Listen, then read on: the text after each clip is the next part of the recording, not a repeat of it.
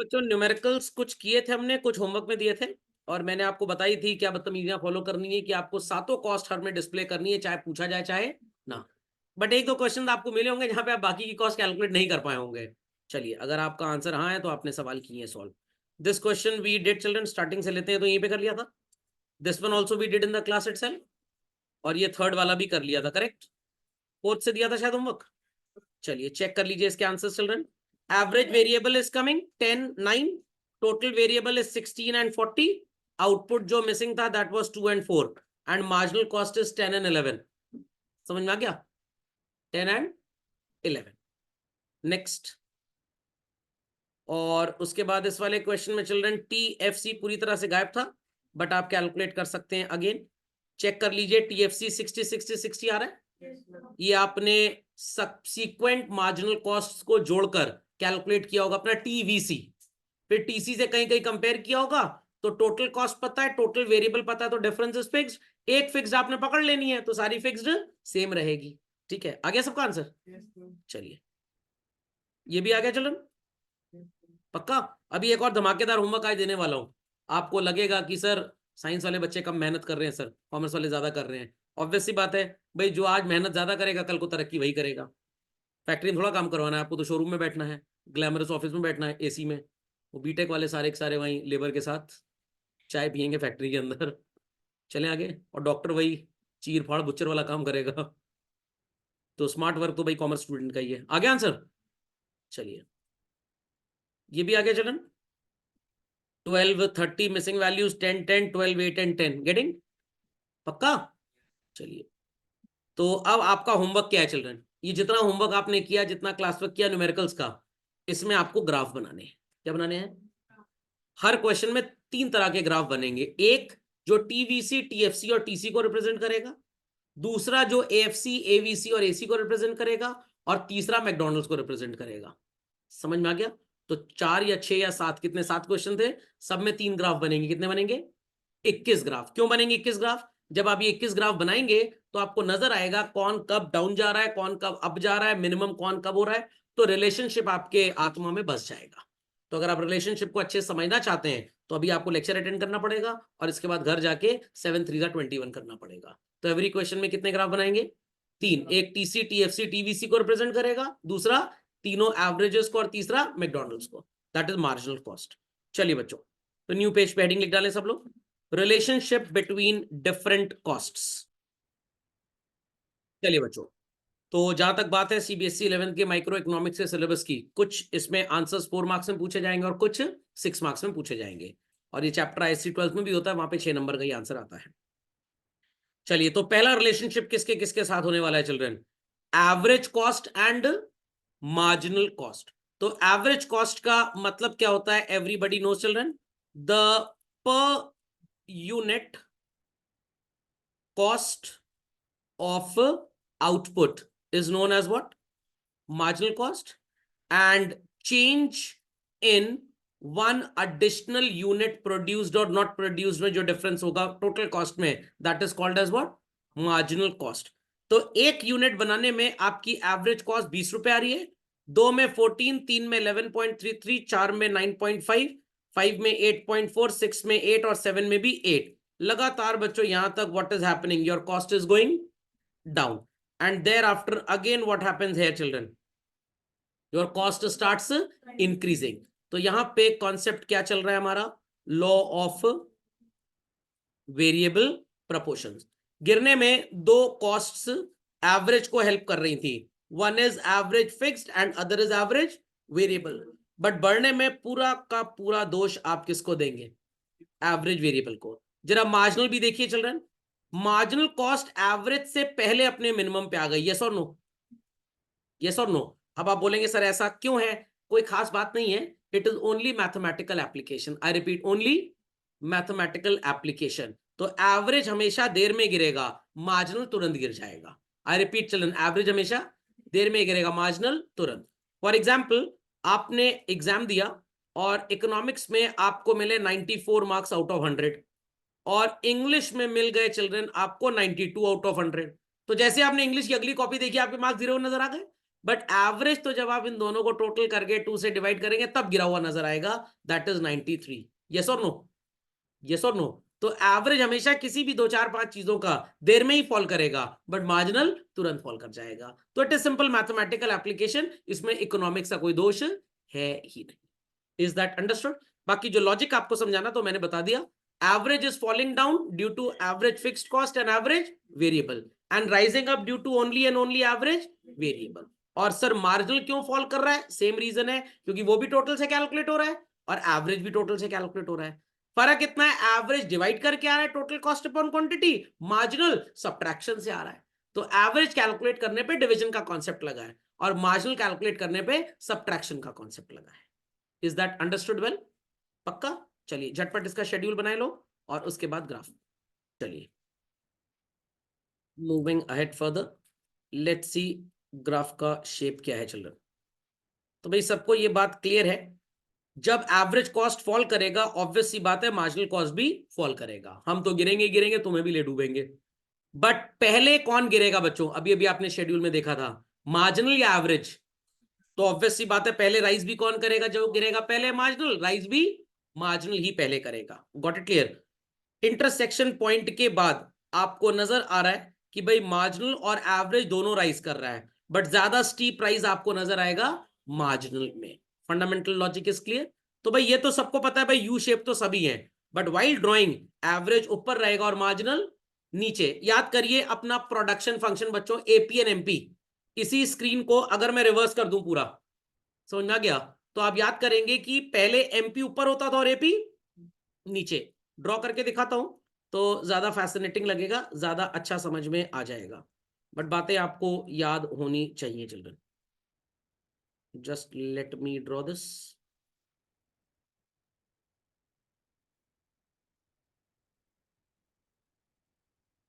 चलिए marginal cost, अगर sorry marginal product आपको याद हो बच्चों तो कुछ ऐसा बनता था स्टीप, और एवरेज थोड़ा ऐसे बनता था, करेक्ट? समझ में आ गया? तो यहाँ पे एवरेज ऊपर था मार्जिनल नीचे था, वैसे यहाँ पे भी है, एवरेज ऊपर है और मार्जिनल नीचे है। समझ में आ गया? अब आप इसको अगर मिरर इमेज बना के उल्टा कर देंगे तो एग्जैक्टली आपको यही नजर आ जाएगा। तो cost curves and production curves are always always children एक दूसरे की मिरर इमेज है, एग्जैक्टली एक दूसरे की मिरर इमेज है। प्रोडक्ट जितना ऊपर जाएगा कॉस्ट उतनी नीचे जाएगी। तो एमपी का स्लोप आप यहां से चेक करें जरा एक बार, जस्ट चेकआउट चिल्ड्रन, ये ऊपर की तरफ जा रहा है और वैसे ये नीचे की तरफ आ रहा है। Similarly it is falling down and here it is going up. तो reverse of marginal cost is marginal product, reverse of average cost is average product. Fundamental is understood well? चलिए तो जब आपको क्वेश्चन पूछा जाएगा 1 2 3 एंड 4 पॉइंट्स लिखने हैं, अगर 6 मार्क्स का क्वेश्चन आता है तो 1 mark on the schedule, 1 mark on this, और एक एक नंबर इन पे मिल जाएगा। और अगर बाई चांस 3 नंबर 4 नंबर का क्वेश्चन आया और अगर आपसे नहीं बोला गया कि आप इलस्ट्रेट करिए विद द गिवन एग्जाम्पल, तो आपको सबसे पहले एक फ्री हैंड ग्राफ बना देना है। ओके, उसमें एक्सप्लेन कर रहा है definition of average cost. It is the per unit cost of output which is computed by dividing total cost by quantity of output, and it is the change in total cost which is calculated as TCN minus TCN minus 1. इतना लिखने पे मिलेगा आपको, शायद एक number या कुछ भी नहीं, एक नंबर ग्राफ बनाने पे मिल जाएगा और बाकी के 3 से 4 नंबर इस पे मिलेंगे। तो when average cost is falling down children, what is the behavior of marginal cost? It is also falling down. Thereafter marginal नीचे से ऊपर गया या एवरेज ऊपर से नीचे आया? मार्जिनल नीचे से ऊपर गया तो हम बोलेंगे ये पतंग उड़ रही थी और हमने इसको नीचे से काट दिया। समझ में बोलते हैं ना, हत्थे से काट दिया। तो सो कॉल्ड मार्जिनल कॉस्ट इसको कट करेगा। अभी प्रोड्यूसर्स इक्विलिब्रियम में बात काम आएगी तो बहुत ध्यान देना इस पे। तो मार्जिनल कॉस्ट किसको कट करेगा नीचे से चिल्ड्रन? एवरेज कॉस्ट को। Got it clear? और इस पॉइंट पे हमारी पर यूनिट कॉस्ट ऑफ आउटपुट क्या है चिल्ड्रन? मिनिमम है। इससे सस्ता कमोडिटी आप अभी बना नहीं पाएंगे। बोला था ना ऑप्टिमम कॉस्ट पॉइंट, याद करिए जब अलग अलग पढ़ रहे थे। एंड देयर आफ्टर ज्यादा बनाएंगे तो what will happen? Cost will increase. तो सर बिजनेसमैन बेवकूफ है? बेवकूफ नहीं है भाई। अगर उसे लग रहा है कि कॉस्ट मेरी बढ़ रही और मेरे को ज्यादा रेवेन्यू मिल रहा है तो वो मैन्युफैक्चर करेगा। अगर उसको लग रहा है बढ़ी हुई कॉस्ट पे ज्यादा रेवेन्यू नहीं मिलेगा तो वो मैन्युफैक्चर नहीं करेगा। तो ये बात आपको प्रोड्यूसर्स इक्विलिब्रियम में पढ़नी है।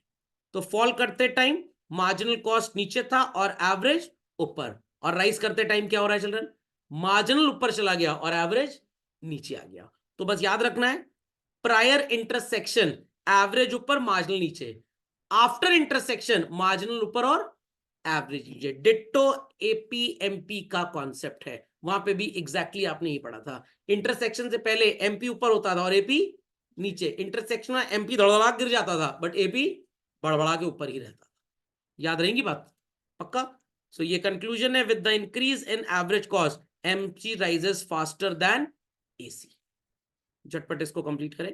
चलिए लेट्स मूव फर्दर चिल्ड्रन। अगला रिश्ता क्या कहलाता है, marginal cost and average variable cost. Now how to calculate average variable cost, everybody know children. Total variable cost को डिवाइड किससे कर देंगे आप, क्वांटिटी से। अब देखिए यहां पे भी what is happening children, total variable cost divided by quantity से आपका आंसर तो आ जाएगा चिल्ड्रन 10 9 8 7 6.4 6.33, यहां तक रिड्यूस कर रहा था। अगेन लॉजिक क्या है, लॉ ऑफ वेरिएबल प्रपोर्शन, 10 8 6 4, यहां पे भी बच्चों सेम रिलेशनशिप नजर आ रहा है। पहले कौन सी कॉस्ट गिर गई, मार्जिनल कॉस्ट, बाद में कौन सी गिरी, एवरेज कॉस्ट। तो ऑब्वियस सी बात है जो पहले गिरी है राइज भी वही पहले होगी। तो डिट्टो सेम फिनोमेना चल रहा है, सिर्फ आपको एवरेज को एवरेज वेरिएबल कर देना है। अंग्रेजी में कॉन्सेप्ट रिमेन सेम। क्यों ऐसा हो रहा है इस पे ध्यान दीजिए चिल्ड्रन, ध्यान दीजिए।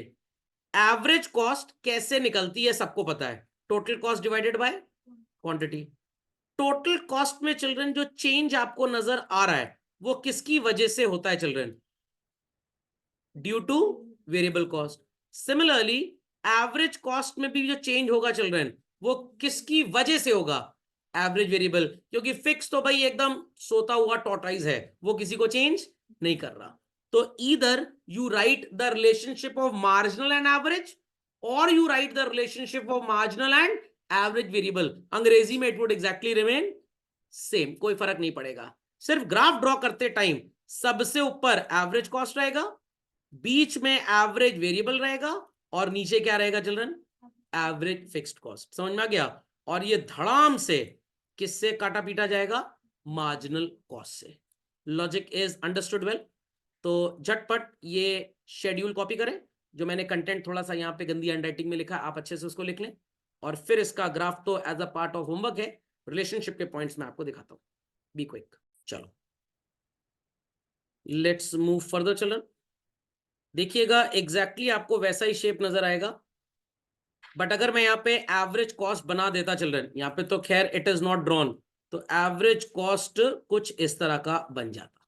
इज दैट क्लियर, बट यहाँ ड्रॉ नहीं किया गया, तो not to worry children. So average variable cost जब फॉल करेगा तो मार्जिनल भी फॉल करेगा, बट मार्जिनल नीचे होगा और एवरेज ऊपर। तो यहाँ पे आप लिख भी सकते हैं that AVC is more than MC. Marginal cost cut करेगा एवीसी को अपने मिनिमम में, सेम एसी में भी यही लिखा था।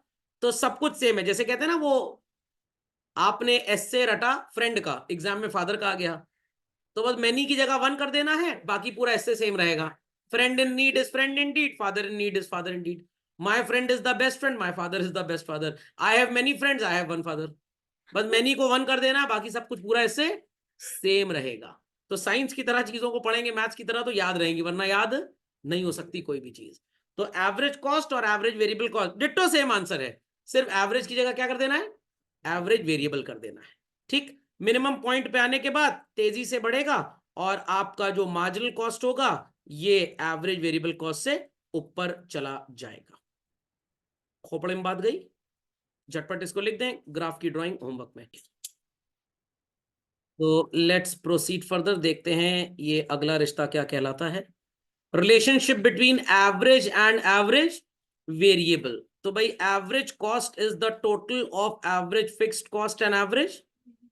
तो सो कॉल्ड आपको यहां पे फिक्स्ड और वेरिएबल दोनों का रिलेशनशिप नजर आएगा, मतलब दोनों चीजें अपने एक के साथ ही कंपेयर हो रही हैं। ध्यान दीजिएगा बच्चों, ये गिर रहा है अप टिल 6.33 और ये गिर रहा है so called up till 8।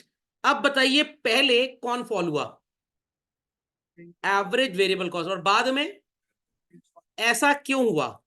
It is due to average fixed cost children, क्योंकि एवरेज कॉस्ट के अंदर वेरिएबल का तो पूरा बिहेवियर कॉपीड है, कौन सा एक्स्ट्रा है वहां पे?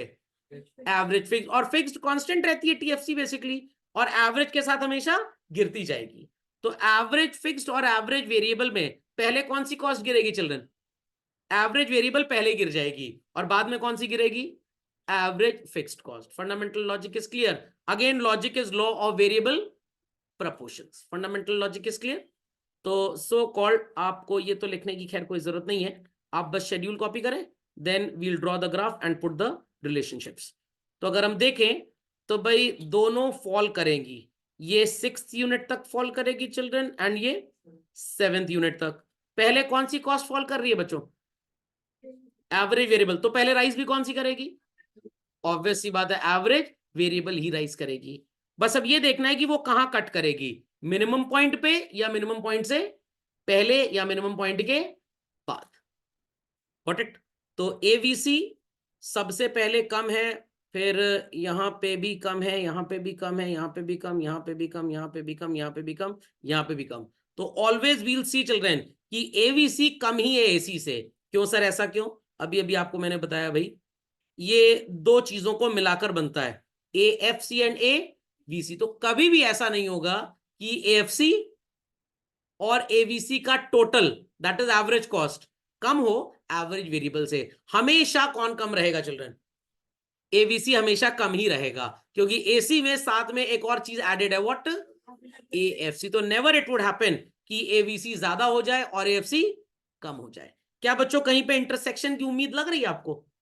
Absolutely not. Is that clear? तो एसी वो दोस्त है जो 2 घंटे पहले कार ड्राइव करके निकल गया। अगर आप भी उसी स्पीड पे चला रहे हैं जिस स्पीड पे आपका दोस्त चला रहा था, तो क्या कभी भी आप उसको सरपास कर पाएंगे? वो हमेशा आगे ही रहेगा, आप हमेशा पीछे ही रहेंगे। Is that clear? बट दिमाग की बत्ती जलाइए मेंटोस खाए बगैर। ये तो बच्चों शॉर्ट रन कॉस्ट्स पढ़ी हैं आपने, जो आपका पार्ट ऑफ सिलेबस है। वैसे तो लॉन्ग रन सिलेबस में नहीं, बट आपको आना चाहिए। लॉन्ग रन में क्या कोई फैक्टर फिक्स होता है? नो, सारे फैक्टर्स वेरिएबल, तो सारी कॉस्ट भी वेरिएबल। तो जहां तक हम लॉन्ग रन की बात करेंगे चिल्ड्रन, वहां पे ऑलवेज वील से कि एवरेज वेरिएबल कॉस्ट ही एवरेज कॉस्ट है, तो वहां पे ऐसा कोई रिलेशनशिप एग्जिस्ट करेगा ही नहीं। इसीलिए लॉन्ग रन की कॉस्ट को ज्यादा एम्फसाइज सिलेबस में नहीं किया गया है, because in long run children your total variable cost will always be your total cost, क्योंकि वो फिक्स फैक्टर है ही नहीं। तो लॉन्ग रन में आपको 3 बातें पढ़ाई जाती हैं बस। तीसरी कॉस्ट आपकी कौन सी हो जाती है? Marginal cost as such. खोपड़े में बात गई।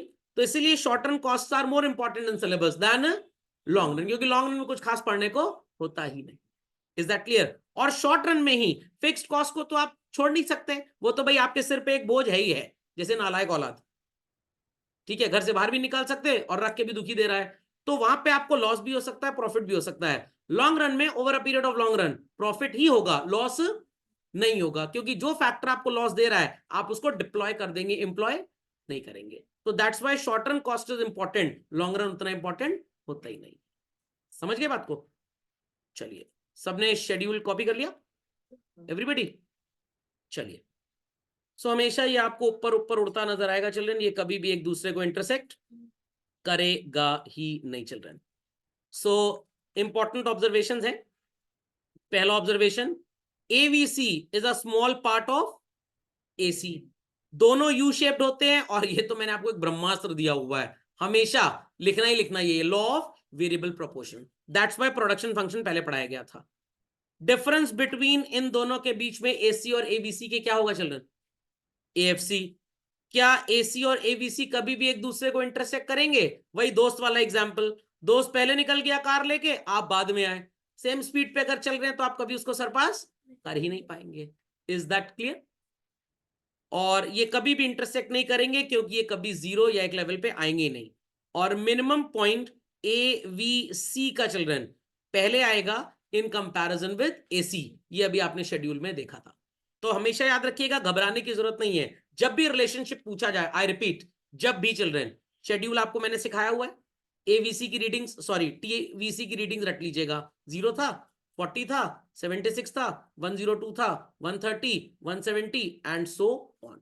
तो बस एवीसी की रीडिंग्स अगर आपने रट ली है, एएफसी मैंने बताया था 60 60 60, तो हर बार तो रीडिंग भी नहीं रट पाएंगे आप, बस शेड्यूल और ग्राफ मिला के समझा देना है, दैट इज सिंपली रिलेशनशिप। कोई बहुत बड़ी रॉकेट साइंस है ही नहीं। हो जाएगा पक्का? चलिए लिख लीजिए रिलेशनशिप, ग्राफ होमवर्क में ड्रॉ करेंगे। एक प्रश्न उठा है तो उसका मुंह तोड़ जवाब देना है। जो एएफसी का ग्राफ होगा वो ड्रम रेक्टेंगुलर हाइपरबोला बनेगा ना ऐसे, वो एकदम नीचे की तरफ आएगा, एकदम नीचे की तरफ, क्योंकि एएफसी और एवीसी ही टोटल करके क्या बना रहे हैं, एसी। तो एएफसी का सबसे नीचे आता है, फिर एवीसी आता है, फिर एसी। समझ में आ गया? और मार्जिनल कॉस्ट कहां आएगा, एएफसी और एवीसी के बीच में। तो सबसे ऊपर हमेशा क्या रहेगा, एसी। ये मैं इंटरसेक्शन के पहले की बातें कर रहा हूं, इंटरसेक्शन के बाद तो मार्जिनल कॉस्ट सबसे आगे उड़ जाता है। तो सबसे ऊपर क्या रहेगा, एसी, उसके नीचे एवीसी, उसके नीचे आएगा मार्जिनल कॉस्ट, और सबसे नीचे क्या रहेगा, एवरेज फिक्स्ड कॉस्ट। समझ में आ गया? तो चाट की दुकान पे जाते हैं, सबसे पहले क्या खाते हैं, ए चाट वाले फुल्की खिला दो, एएफसी, ए चाट वाले फुल्की खिला दो। समझ में आया? सबसे पहले फुल्की खाएंगे आप। समझ में आया? फिर जब मिर्चा बहुत लगी, हे राम मर गए, चाट खा गया, तो मार्जिनल कॉस्ट सबसे ऊपर रहेगा। खोपड़े में बात गई कि नहीं गई?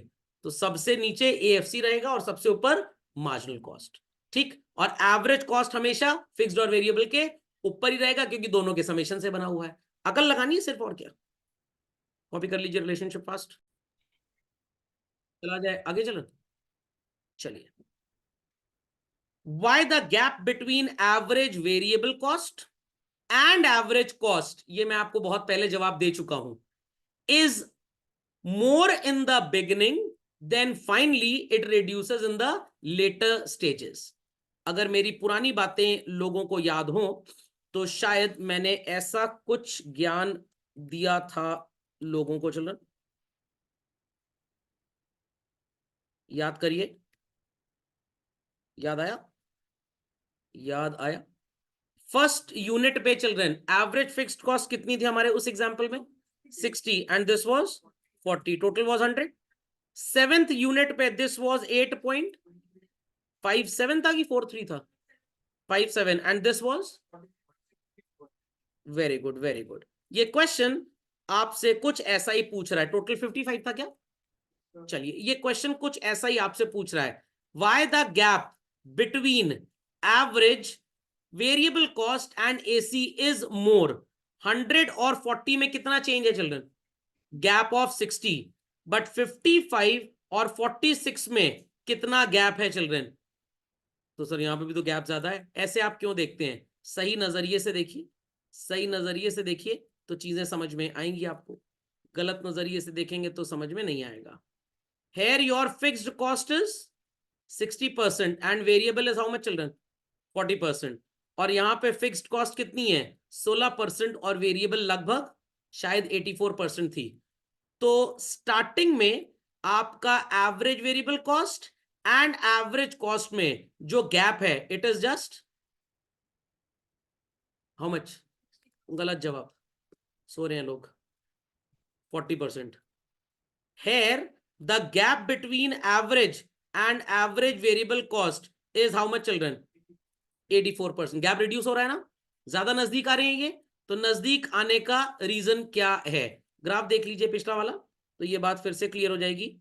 या अगर आपने कभी वो वाला ग्राफ बनाया हो जो स्टार्टिंग में हमने बनवाया था आपसे, जहां पे 3 कॉस्ट आपको नजर आ रही थी, याद करिए। स्टार्टिंग में एवरेज कॉस्ट फिक्स्ड के करीब था और वेरिएबल से बहुत दूर था, बाद में एवरेज कॉस्ट की नजदीकियां किससे ज्यादा हो गई, एवीसी से। तो स्टार्टिंग में एवरेज कॉस्ट और वेरिएबल में गैप बहुत ज्यादा था, क्योंकि ज्यादा पैसा किस पे खर्च हो रहा है, फिक्स्ड फैक्टर्स पे। आज आपने बिजनेस स्टार्ट किया, फिक्स्ड कॉस्ट का इंप्लीकेशन बहुत ज्यादा है, उतना आउटपुट तो है नहीं, वेरिएबल कॉस्ट का इंप्लीकेशन उतना ज्यादा नहीं है। 1997-98 में हुंडई मोटर्स ने इंडिया में जब प्लांट लगाया तो फैक्ट्री का खर्चा, लैंड का खर्चा, मशीन का खर्चा बहुत ज्यादा था, बट कार्स का प्रोडक्शन कितना रहा होगा, दिन की हो सकता है 50-100 गाड़ी बनाते होंगे, आज दिन में 400 गाड़ी बनाते हैं। और पिछले सो कॉल्ड 25-30 साल में पूरा प्लांट का और लैंड का पैसा तो निकाल लिए वो लोग। Is that clear? आज ज्यादा पैसा किस पे खर्च हो रहा है, रॉ मटेरियल पे। तो आज पहले दिन किसी ने चाट की दुकान आपके मोहल्ले में लगाई, ठेले की कॉस्ट तवे की कॉस्ट, बर्नर की कॉस्ट, यूटेंसिल की कॉस्ट बहुत ज्यादा है, बट पहले दिन क्या 500 कस्टमर आ जाएंगे? हार्डली 5 कस्टमर आएगा, but over a period of 1 year, 2 year, 3 year वो सारे खर्चे उसने निकाल लिए। अब उसकी जो ठेले की कॉस्ट है वो सब निकल चुकी है, तो fixed cost is practically negligible. मैं जीरो नहीं बोल सकता, प्रैक्टिकली नेग्लिजिबल। ज्यादा पैसा किस पे खर्च हो रहा है भाई? टिक्की बहुत ज्यादा बनानी पड़ रही है, भेलपूरी तो नहीं बेच रहा है, पानी पूरी बेच रहा है, और साथ में गुलाब जामुन भी रख लिया उसने, तो over the period of time children variable cost बढ़ जाती है। समझ में आ गया? एक लाइन में अगर जवाब दूं, absorption of fixed cost over the period of time. What did I say? Absorption of fixed cost, आपकी पूरी फिक्स्ड कॉस्ट की लागत निकल रही है।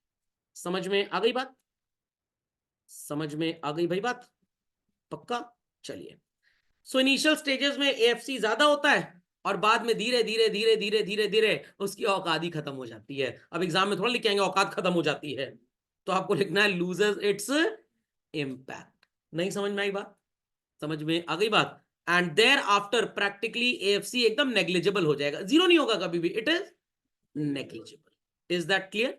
Is that clear? बट अब डाइवर्सिफिकेशन की बात आती है, फिर से धड़ाम से फिक्स्ड कॉस्ट बढ़ेगी, नई मशीन लगानी है, नया मॉडल प्रोड्यूस करना है, तो वो भी और 1-2 साल में पूरी खत्म हो जाएगी, वेरिएबल का इंपैक्ट हमेशा ज्यादा रहेगा। तो कहने का मतलब शॉर्ट रन में स्टार्टिंग में फिक्स्ड कॉस्ट ज्यादा होती है और बाद में कम, स्टार्टिंग में वेरिएबल कॉस्ट कम होती है और बाद में ज्यादा, और लॉन्ग रन में तो होती ही वेरिएबल है, फिक्स्ड होती ही नहीं है। तो इस सवाल का जवाब मैं आपको बहुत पहले दे चुका हूं, वो ब्लू वाली पीपीटी अगर लोगों को याद रही हो, जब मैंने होमवर्क दिया था तीनों बनाने का और एरो ड्रॉ किया था, याद आया? उसी पेज पे बच्चों इस क्वेश्चन को आप लिख लें और इसके थोड़े मॉडिफाइड आंसर को लिख लें फास्ट। चलो, सो पीपल अंडरस्टूड दिस। और जब इस तरह का क्वेश्चन एग्जाम में आए तो बेवकूफ की तरह सिर्फ इतना ना लिख के चले, नंबर नंबर नहीं मिलेगा, ग्राफ ड्रॉ करना पड़ेगा, एसी एएफसी एबीसी तीनों को लिखना पड़ेगा, एरो बनाना पड़ेगा, व्हाट क्लियर, एरो की मार्किंग करनी पड़ेगी, A B C D. A arrow reflects कि स्टार्टिंग में एवरेज कॉस्ट में ज्यादा कॉम्पोजिशन फिक्स्ड का और कम वेरिएबल का, बट बाद में फिक्स्ड का कॉम्पोजिशन कम और वेरिएबल का ज्यादा, तो सारे पॉइंट्स प्रॉपरली एक्सप्लेन करने पड़ेंगे। तो अंडरस्टैंडिंग ज्यादा, आर्ट ऑफ राइटिंग पे ध्यान देना है। चलो बच्चों, पूरा खानदान आ गया, मार्जिनल कॉस्ट भी आ गई, एवरेज कॉस्ट भी आ गई और एवरेज वेरिएबल भी। तो सबसे नीचे बताया कौन सी कॉस्ट होती है? Average fixed. सर फिक्स्ड को छोड़ दिया हमने, फिक्स्ड इंसान की कोई औकात ही नहीं होती है, समझ में आ गया? जो कुछ हलचल मचाता है उसी की औकात होती है। खोपड़े में बात गई। तो सबसे ऊपर एवरेज कॉस्ट रहेगी, नीचे एवरेज वेरिएबल, सबसे नीचे ये चार्ट वाले फूल की खिलाओ एएफसी, और बीच में मार्जिनल कट करेगा। मार्जिनल एएफसी से ऊपर रहेगा हमेशा, एएफसी से ऊपर, उसके ऊपर एवीसी, उसके ऊपर एसी, और मार्जिनल ही कट करेगा सबको। समझ में? आप पतंग उड़ाते हैं ना, हत्थे से काट दिया, पतंग उड़ाते हैं ना, तो आपने देखा किसी की पतंग की डोर ऐसे जा रही है, आप नीचे से दिए काटे और धाड़ से काटते हुए निकल गए, प्रोवाइडेड मंजा खरीदा हुआ होना चाहिए, लूटा हुआ या चोरी का होगा तो पतंग नहीं काट पाएंगे। समझ में आ गया? हवा का डायरेक्शन भी आपको पता होना चाहिए।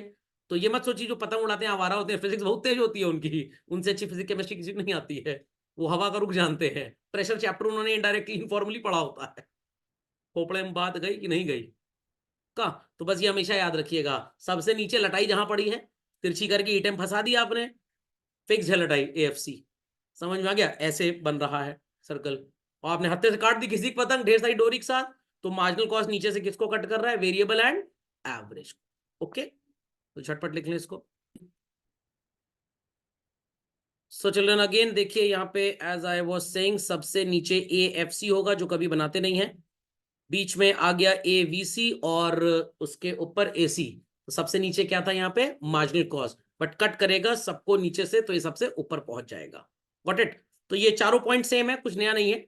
जो आपने एवरेज कॉस्ट और मार्जिनल कॉस्ट का रिलेशनशिप लिखा था, एवरेज वेरिएबल और मार्जिनल कॉस्ट का लिखा था, एवरेज कॉस्ट और एवरेज वेरिएबल का लिखा था, उन्हीं चारों को यहाँ पे मिला के लिख देना है, हो जाएगा। तो खैर ये थोड़ा सा इजी है, कट शॉर्ट समराइज है, तो इसको जरूर लिख लीजिए आप क्विकली चिल्ड्रन। बच्चों का ये भी प्रश्न होगा, सर इतने रिलेशनशिप पढ़ाए क्यों जाते हैं? अभी आपको कम समझ में आएगा, when you will study the chapter called revenue and producers equilibrium, there you will understand how the businessman is going to decide कि कितनी यूनिट्स हमको प्रोड्यूस करनी चाहिए। बिकॉज अगर बहुत ज्यादा प्रोड्यूस करेंगे और मार्केट में उतना रेवेन्यू मिल नहीं रहा, तो हमारे पास स्टॉक सरप्लस आ जाएगा और वो बिकेगा नहीं, तो कम में बेचना पड़ेगा। मैनी टाइम ज्यादा यूनिट्स बनाने में आपकी कॉस्ट बढ़ जाती है, कॉस्ट बढ़ जाएगी तो यूनिट महंगी हो जाएगी और फिर वो यूनिट बिकेगी ही नहीं। तो आपको ऐसे पॉइंट तक प्रोडक्शन करना है जहां पे यूनिट का प्राइस इस अमाउंट पे हो जो मार्केट में सेलेबल हो जाए। तो cost is just a base to make you understand how producer is going to decide कि किस यूनिट तक का आउटपुट फेवरेबल है। यहां पे अगर आप परपेंडिकुलर को ध्यान से देख पा रहे हो चिल्ड्रन, तो आपको दो परपेंडिकुलर्स नजर आ रहे हैं, एक आ रहा है 6th यूनिट पे और एक आ रहा है 7th यूनिट पे। तो कुछ बिजनेसमैन छठी यूनिट के बाद रुक जाएंगे, they are not going to produce, और कुछ बिजनेसमैन 7th यूनिट के बाद रुक जाएंगे। तो अभी जब आप प्रोड्यूसर्स इक्विलिब्रियम पढ़ेंगे वहां पे फिर आपको एवरेज कॉस्ट का काम आएगा। तो देयर यू विल अंडरस्टैंड कि भाई क्यों हमने इतने कॉस्ट के रिलेशनशिप पढ़े। तो हर बिजनेसमैन वहीं तक कमोडिटी प्रोड्यूस करता है जहां पे बच्चों उसकी कॉस्ट मिनिमम होगी या मैक्सिमम होगी, minimum, so that given revenue पे उसका प्रॉफिट ज्यादा से ज्यादा हो पाए। ओके, तो this is the objective to study. चलिए एवरीबडी, चलो भाई, marginal cost and total cost, जैसे टीयूएमयू किया था आपने, टीपीएमपी किया था, डिट्टो वही है। चलिए बच्चों ध्यान से देखिएगा, TC increases eight increasing rate, sorry diminishing rate, marginal cost fall करेगा। जब टीसी बढ़ना बंद हो जाता है तो मार्जिनल कॉस्ट अपने मिनिमम पॉइंट पे आता है चिल्ड्रन, और जब टीसी बढ़ना स्टार्ट हो जाएगा तो मार्जिनल कॉस्ट भी बढ़ना स्टार्ट हो जाएगा। टोटल बोगस रिलेशनशिप है, कोई लेना देना नहीं है, बट सबको रिलेट कर रहे थे तो सोचा बेचारा बुरा ना मान जाए। टोटल बकवास, दो कौड़ी का, आज के बाद ये कहीं जीवन में काम नहीं आएगा आपको। बट खैर कुछ जाहिल गवार हैं जो सिलेबस बना देते हैं, तो आप भी लिख लीजिए, अच्छा लगेगा आपको। गॉट इट, हेडिंग डाल के कंटेंट लिख लीजिए, graph as a part of homework. चलिए, सर्वगुण संपन्न, average fixed cost, average variable cost, average cost and marginal cost सब एक साथ, समझ में आ गया? हेडिंग डाल लीजिए अपनी कॉपी में, marginal cost, average variable cost and AFC on a single diagram. अगर आपको याद हो, आपने एक diagram average fixed, average variable और एवरेज कॉस्ट का बनाया हुआ है, ब्लू स्क्रीन याद करिए, उसी में चाहे तो मार्जिनल बना लीजिएगा, या अगर कामचोर लापरवाह टाइप के ना हो तो एक नया बना लीजिएगा। समझ में आ गया? आज काम बहुत दे दिया मैंने मकर संक्रांति के पर्व पे आपको, दिन भर आप कम से कम जुटे रहेंगे, और जितना ज्यादा आज पढ़ लेंगे बच्चों भविष्य में उतना फायदा होगा। Got it clear? I am not joking, it's true. Graduation first year में आपको पढ़ाई बहुत आसान लगेगी। डन, हेडिंग लिख दी। चलिए देख लीजिए, आपके सामने आ गया बच्चों, सबसे नीचे ग्रीन कलर का क्या नजर आ रहा है, ए चार्ट वाले फुल्की खिलाओ, समझ में आ गया?